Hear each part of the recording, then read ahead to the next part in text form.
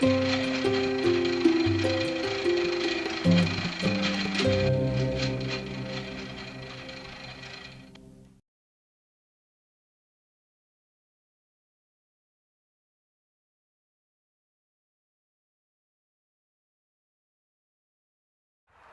everyone.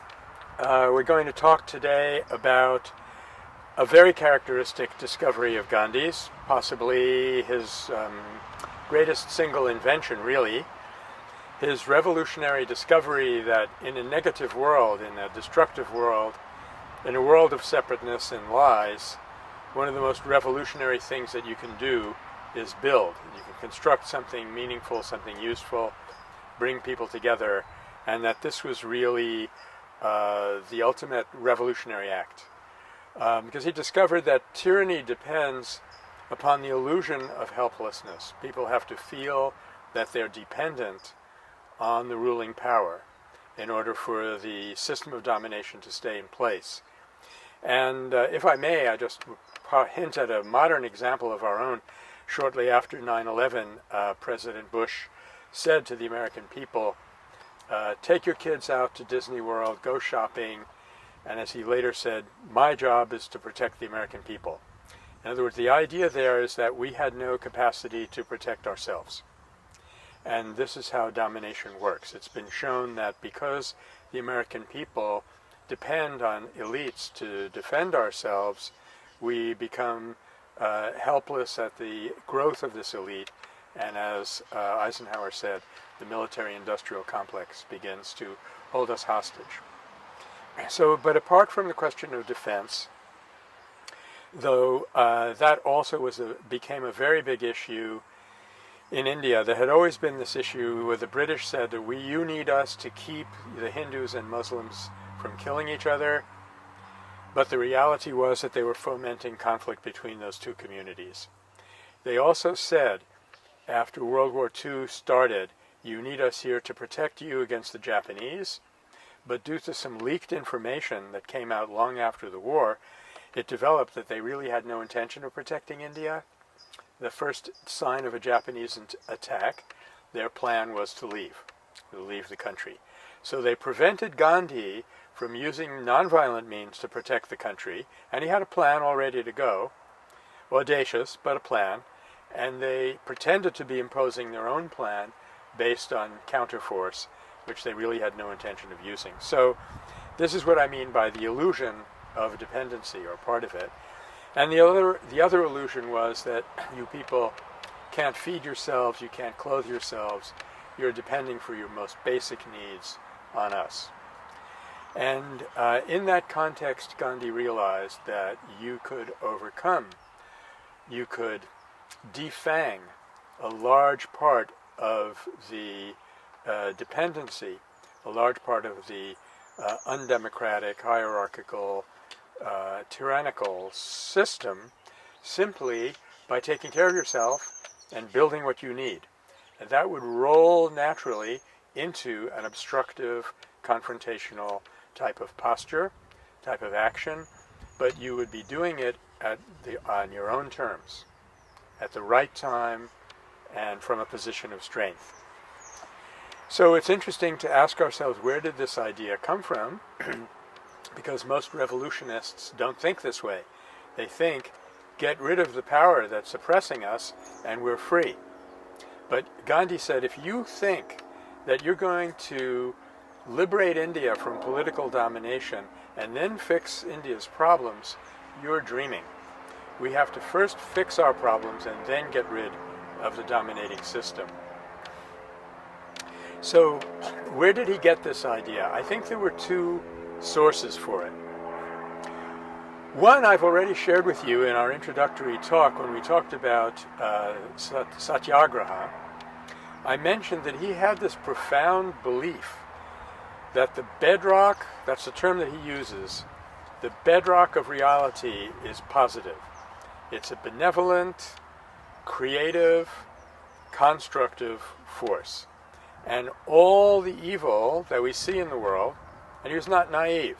He knew perfectly well, especially after what he had seen in South Africa with the massacre of the Zulus. It came home to him very powerfully.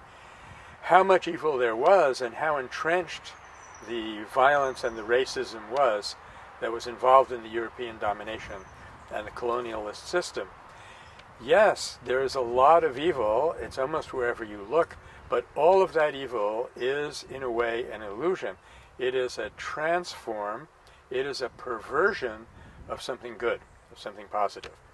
He was not the only person to say this. St. Augustine in the West did a lifelong struggle to come up with the nature of evil, and he finally realized this tremendous climax in Book 7 of his Confessions. He realized that evil is a perverted will. It's a turned around will. It's pointed in the wrong direction. He uses this beautiful image that I had my back to reality before I discovered spiritual disciplines, and everything that I wanted, everything that I would approach, it got darker and darker because the sun was behind me and I was casting it into my own shadow.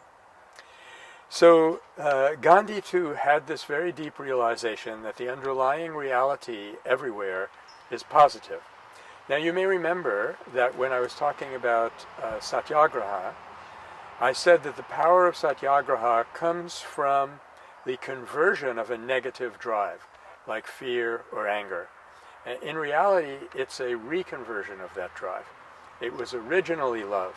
It was originally compassion.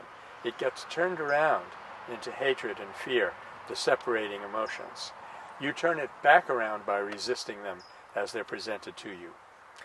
So, as he said in his classic book, one of the few book-length things he was ever able to do, Satyagraha in South Africa, he says, reality rests upon a bedrock of truth, and because truth alone exists, its triumph is guaranteed, and because unreality or asatya does not so much as exist, how can it ever prevail?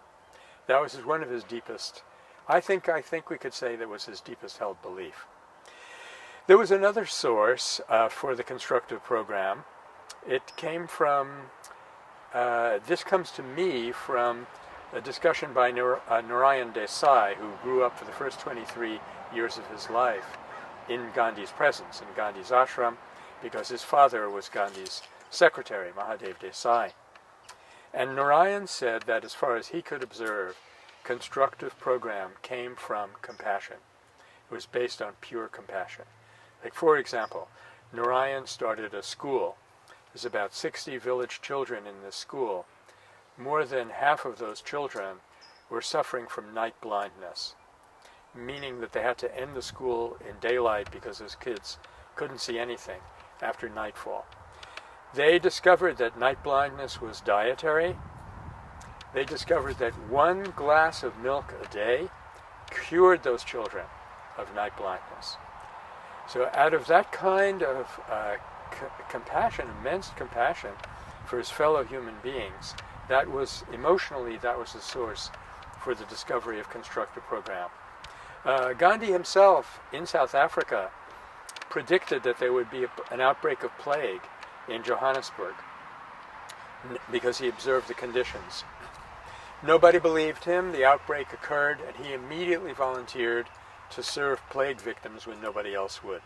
Just as he immediately volunteered during the Zulu uprising, or as it's called, it was actually a massacre, to serve the wounded, to tend to the wounded Zulus when nobody else would do that. So on the one hand, he has this very profound vision that reality is positive. On the other hand, he has this immense compassion and identification with all that lives, and that leads to the development of constructive program. Historically, it started very early. Gandhi began his political career late in 1893. It's interesting that Swami Vivekananda came from India to Chicago in the same year that Mahatma Gandhi comes from India to South Africa. This was the year for India to deliver its gift to the West. Anyway, he got himself caught up in a political struggle when he saw the condition of the Indian community in South Africa. What is now South Africa. There were 4 different colonies at that point. As early as 1894, he stated while petitioning for a redress of grievances from the Transvaal government, or whatever government he was dealing with at the time, Pretoria, Transvaal, while petitioning others who were dominating us for a redress of grievances, we also have a lot of work to do in our community. So in 1894, he took up the tremendous task of teaching 3 people English, 3 Gujaratis, of whom 1 dropped out. So just think of the enormity of this career, and it starts with one incredibly simple, positive, constructive act. And this will grow, it'll grow partly in India because he's deeply impressed by a book called Unto This Last by John Ruskin. He translated it as Sarvodaya, or the uplift of all, and that led him to start a community where people lived together, tilled the soil, produced a newspaper, did their own carpentry. The aim was complete self-reliance, and they almost reached it. It began that way in South Africa, but when he gets to India, in 1916, he begins to realize the entire country needs uplift and needs constructive program. And that idea slowly grew in him until in the 1940s, he will write a letter to one of his industrialist supporters, Jamnalal Bajaj, and he said to Jamnalal, "My real politics is constructive work."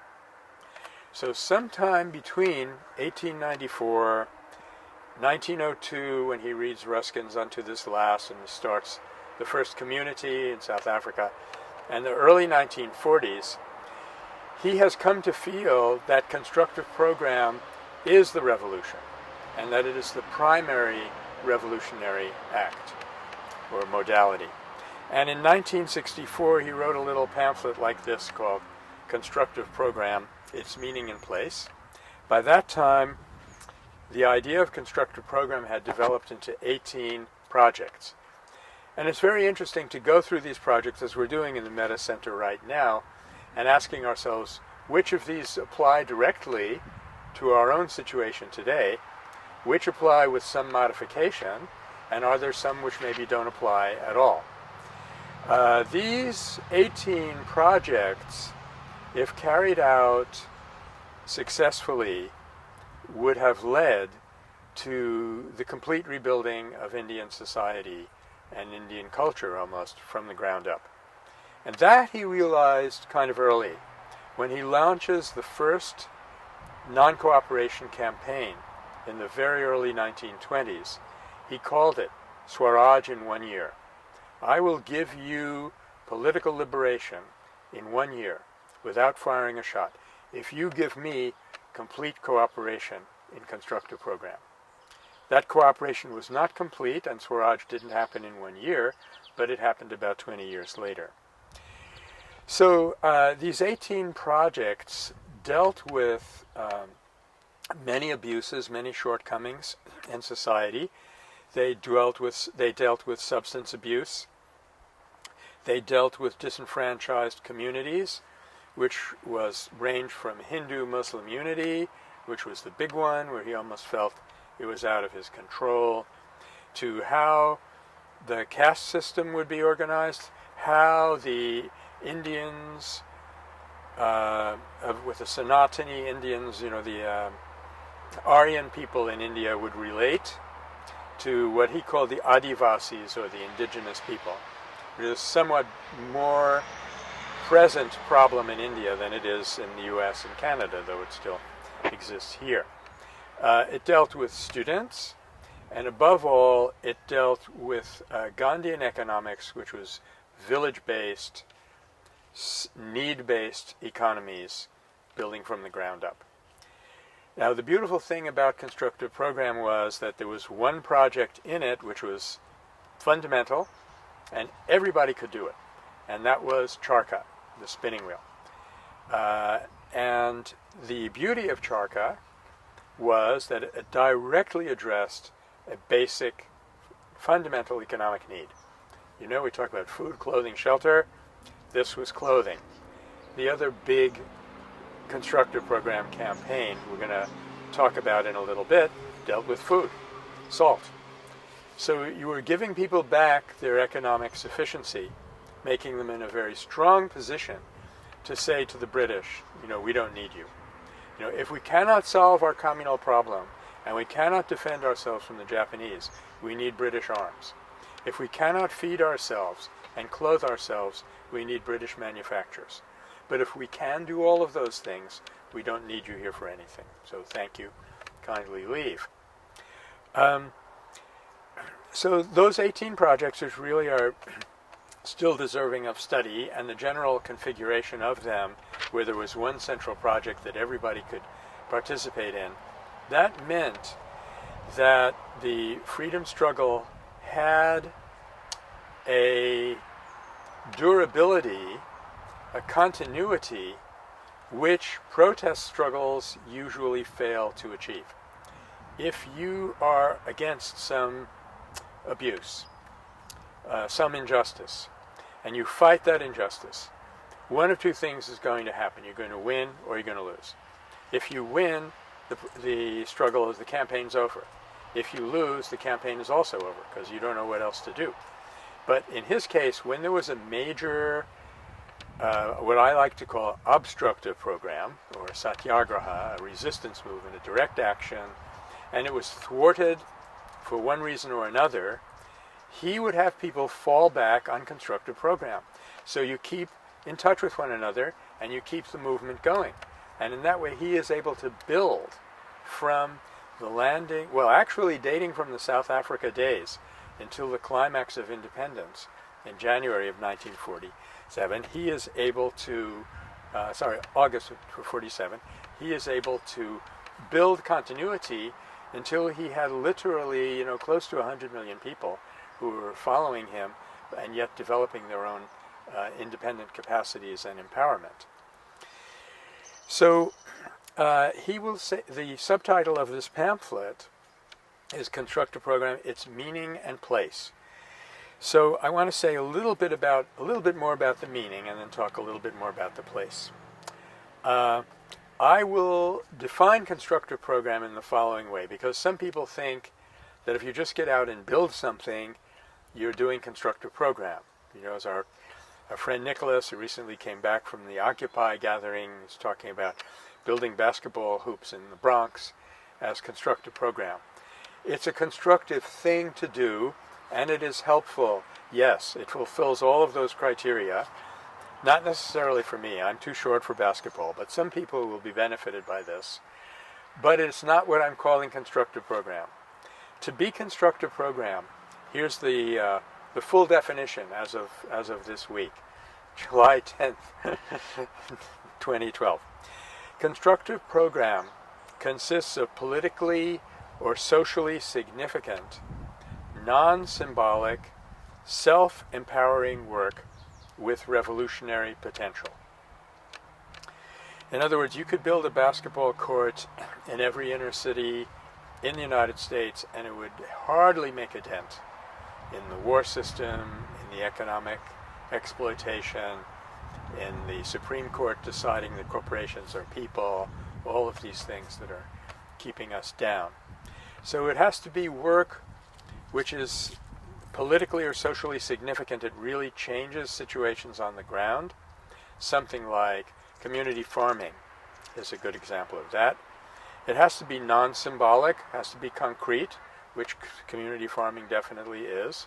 I mean, his ideal approach was to do something that was concrete, that had symbolic significance. So on the Salt March, he really went to the real ocean and picked up real salt. And he said, with this, I am liberating India. But he didn't just go around carrying signs. That's where we sometimes make a mistake. And this is what I mean by non-symbolic. It had to be concrete in the material sense, though it could have, or it had to be at least illegal, civil disobedience. But it could have symbolic significance, as salt certainly did. Charka, the spinning wheel, certainly did. It had to be empowering because these were things that everybody could do. Everybody could walk to the ocean and pick up salt, or if they were too far away, they could at least purchase Swadeshi salt that had been made by Indians and which was illegal and not British manufactured salt, and so forth. And it had to have, to be constructive program, it had to have revolutionary potential. It's interesting to note that a very close follower of Gandhi's from the northwest frontier of India, Khan Abdul Ghaffar Khan, who was a Muslim, purebred Muslim. He began his work. He didn't even know much about Gandhi at that time. This is like 1916, 18. He decides that to uplift his people, he's going to have to go into the schools and start teaching. And sure enough, the British come in and tell him, you're not allowed to teach. You're not allowed to build schools. And so in that action, a purely constructive thing, which empowered individuals in the village, which was contrary to what the mullahs were teaching and contrary to what was being taught in the British schools, which was indoctrinating them on the superiority of Western civilization. It was, I can't imagine anything more constructive than going into villages and building schools and teaching children who are deprived in so many ways. You know, even in the field of restorative justice, instead of retributive justice, which incidentally would be a fabulous constructive program for our society. One of the things that's been discovered in restorative justice is that education is a powerful way to rebuild people's self-confidence and really to restore them to their own potentiality and their abilities as constructive members of society. I was in a program in San Quentin Penitentiary here, talking to a group of people who were really, they were in for serious crimes. These were mostly 16 years to life, mostly people who committed homicide. And all we were doing was like teaching them Shakespeare and things like that. I was teaching them about nonviolence. And the director of this program told me that the recidivism rate among this group of men was 2%. The recidivism rate nationwide is 76%. And all we were doing is teaching them, which gave them the idea that they were worthwhile, that they were worth something, that they had a mind, that they could learn. Another powerful way of doing this is through meditation in prisons. But this is taking me a little bit far afield. What I wanted to say is, okay, I can do teaching and building of educational programs in prison, but I'm loath to call that constructive program because that's not going to have any impact on the system. The prison authorities are not going to come down on me and say, you can't teach here, we've got to do all the teaching. And in fact, they did nothing of the kind. But to do this in the world under a colonial system and take back some of your own capacities and your own power, it does threaten the powers that be. So I want to do just two other things with you. I want to talk a little bit about the classic example of constructive program, which was the Salt Satyagraha, and talk a little bit today about the place of constructive program in contemporary movements, what are going on here and now. The wonderful thing about the SALT campaign was, there were several, it addressed a basic need, food, clothing, and shelter. In a tropical country like India, salt is essential for life.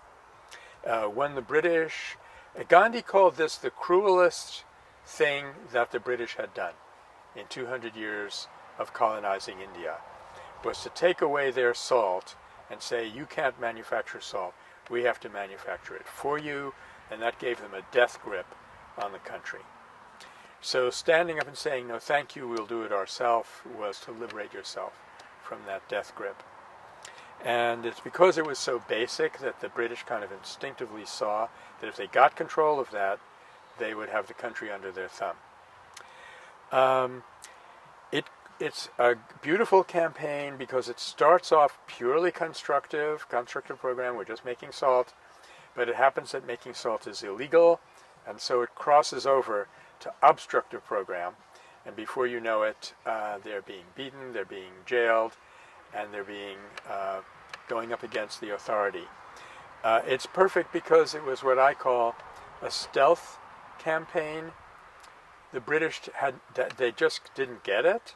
They didn't realize what the significance of it was.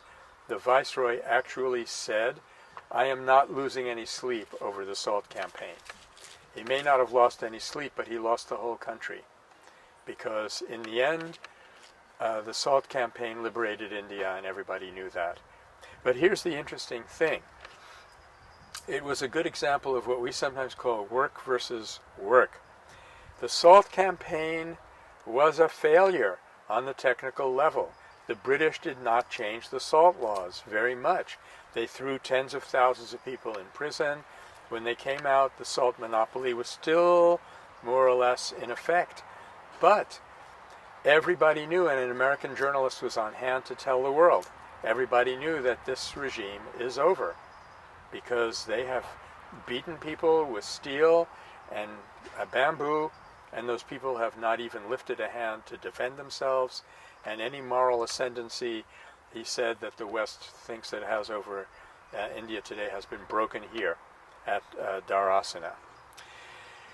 So, of course, this is very intriguing, and we want to think for ourselves, where is Constructive Program today? And that's a very good question.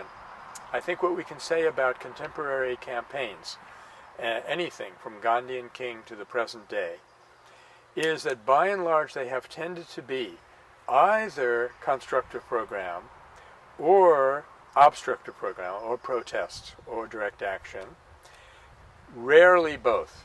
The only example really that I can think of that had both, and they didn't do it deliberately, was the first Intifada in Palestine, where people resisted, and then they began to realize that since the Israelis shut down their schools, and they were boycotting Israeli markets, they had to rebuild all this stuff by themselves. But that's very rare. We have examples of superb obstructive program, like the Otpor rebellion in Serbia, and we have examples of superb constructive program, like the landless workers movement in Brazil. But the landless workers are completely helpless when they're attacked, and the Serbs did not create a society that they wanted before getting rid of the one that they did not want. And the end result of that kind of action usually is things are sometimes so bad that you go back into just a different version of the same system, and we're in danger of seeing this today in Egypt. So the prospect is intriguing. It's quite glittering. We can only imagine how much power we would have if we could reconstruct the whole enchilada, the whole spectrum that Gandhi was able to create, where he did, and this is a very important formula, constructive program wherever possible, and it is almost always possible, obstructive program where necessary. So here we think today, we being Team Metta, we think that what we really need for total success is a three-tiered or concentric approach. Personal transformation, which I hope we'll get a chance to talk about in another segment, leading to constructive program, and then at the appropriate time, when the system has resisted, when it has refused to give way, going over to obstructive program. So if we had the potential to do both, constructive and obstructive, and if we had the strategic ability to decide when to do which, I just can't see any limit to the amount of power that would generate. And so I would love to leave you with this thought, help us to think through where constructive program would be today, what it would look like, how we would get that strategic coordination, whether it would be Metta's roadmap or something else. And we look forward very much to being in touch with you on this extremely empowering and inspiring subject. Thanks very much.